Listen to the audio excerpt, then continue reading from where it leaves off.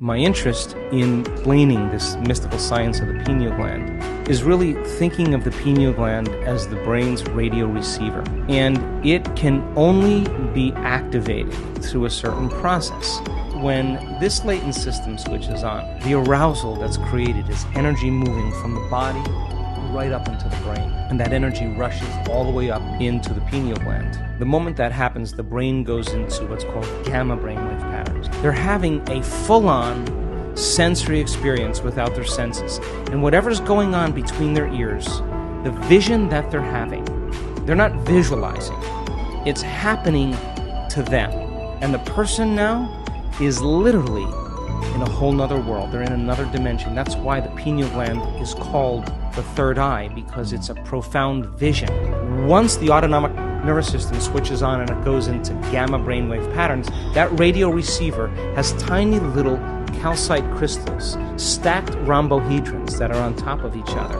And those crystals begin to shimmer.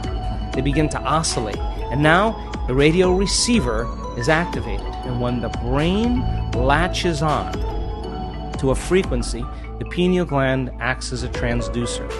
And the pineal gland begins to release upgraded versions of melatonin.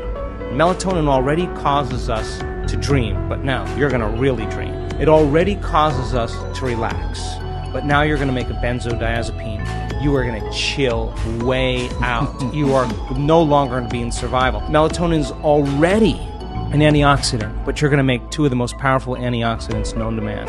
Anti-cancer, anti-aging, anti-heart disease, anti-stroke, anti-neurodegenerative, anti-inflammatory, antimicrobial.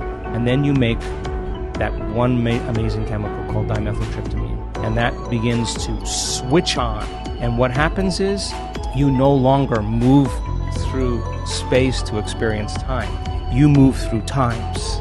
And you experience dimensions or spaces. And the biggest lie that we've ever been told is that we're linear beings living a linear life. We are dimensional beings living a dimensional life. And when the doors of dimension open to you, and you get a glimpse of how big this really is, you are going to care less about politics.